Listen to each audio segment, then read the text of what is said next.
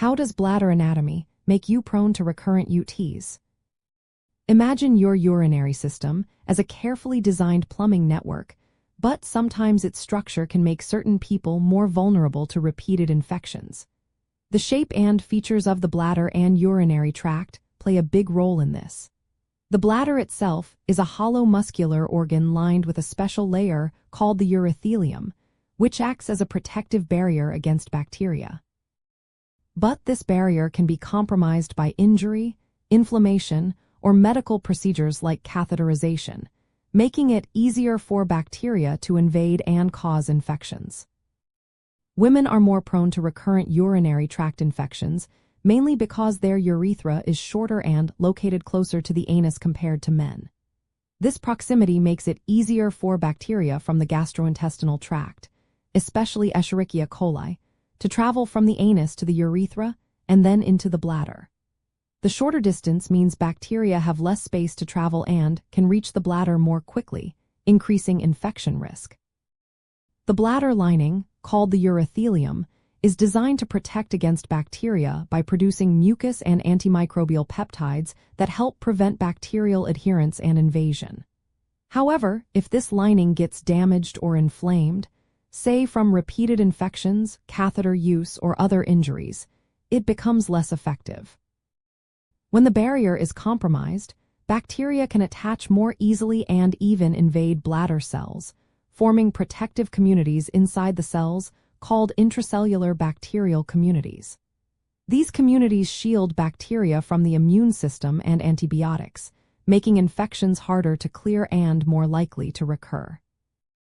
Another important factor is how well the bladder empties.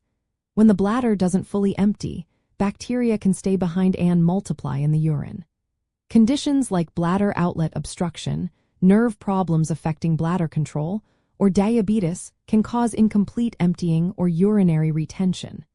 This creates a perfect environment for bacteria to grow and cause persistent or recurrent infections.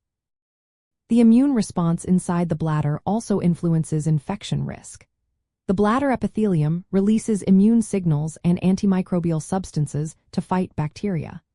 But some individuals may have weaker immune responses or produce fewer antimicrobial peptides, making it easier for bacteria to establish infections repeatedly. Additionally, the bladder hosts a natural microbiota, a community of harmless or beneficial bacteria. Disruptions to this balance or changes in antimicrobial activity can tip the scales in favor of pathogenic bacteria, leading to more infections. Understanding how the anatomy of the bladder and urinary tract influences recurrent urinary tract infections helps us see why some people experience repeated issues. It also highlights the importance of good bladder health practices, like ensuring complete emptying, protecting the bladder lining, and managing underlying conditions such as diabetes or urinary retention.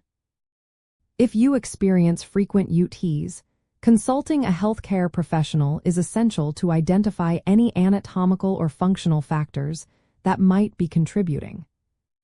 In summary, the structure of the female urethra, the integrity of the bladder lining, the ability to fully empty the bladder, and the immune response all work together to influence the risk of recurrent urinary tract infections. Recognizing these factors allows for better prevention strategies and personalized care to keep your bladder healthy. Always remember, maintaining good bladder habits and seeking medical advice when needed are key steps toward reducing recurrent infections and supporting overall bladder health.